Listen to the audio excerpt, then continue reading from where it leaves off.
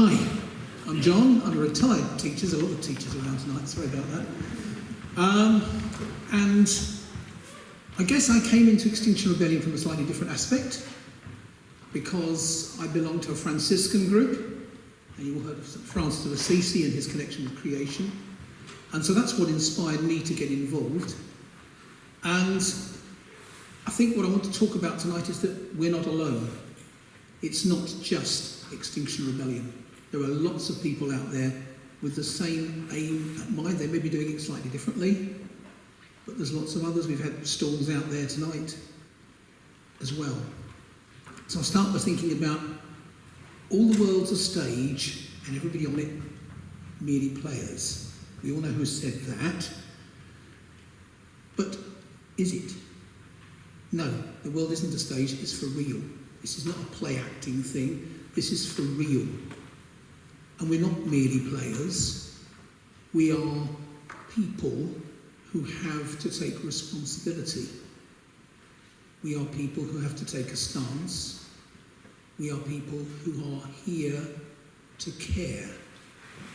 Not just for the earth, but for everybody who's on it and every creature that's on it. And so I wanted to just take one group that I know are working hard, parallel with Extinction Rebellion.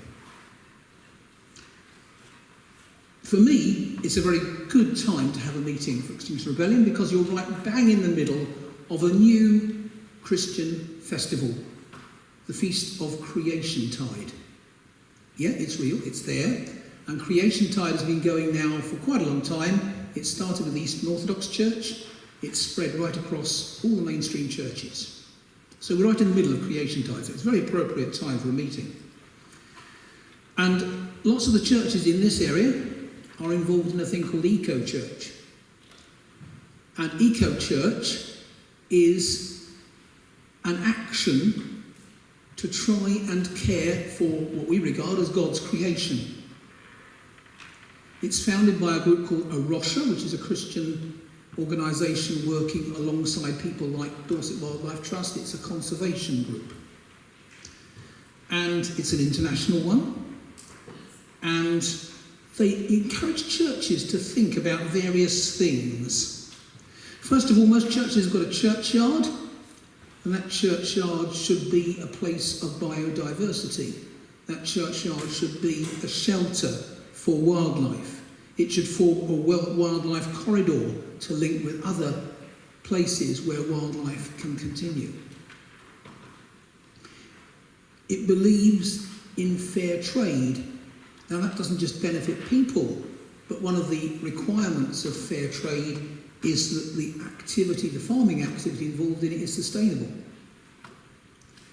It believes that we have to act to show an understanding of climate change and to act to try and reduce it. We have to maintain our buildings as sustainably as possible. We have to use sustainable energy suppliers. We have to educate not only our members, but the general public about climate change and about the need for biodiversity. We have to empower the community. We have to take the problems of our planet into our worship. And that linked us very nicely with Extinction Rebellion because Sunday before last, we had a major service and we borrowed the banners that you used on the Minster Green that Maggie made, and they made us another one as well, so we have 4 of the Extinction Rebellion banners up in the church at the moment. And people are aware that that's where they came from. We are encouraged to take political action, to write to our MPs, to lobby Parliament, and several of us were at the mass lobby not so long ago. So that's just some of the things that eco-church does, and lots of the local churches are involved in that. We have to educate our groups.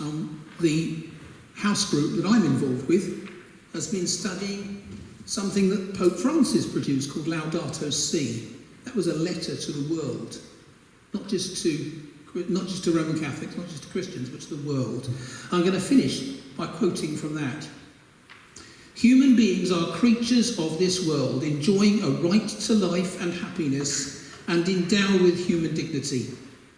We cannot fail to consider the effects on people's lives of environmental deterioration, current models of development, and the throwaway culture which makes the earth look like an immense pile of filth.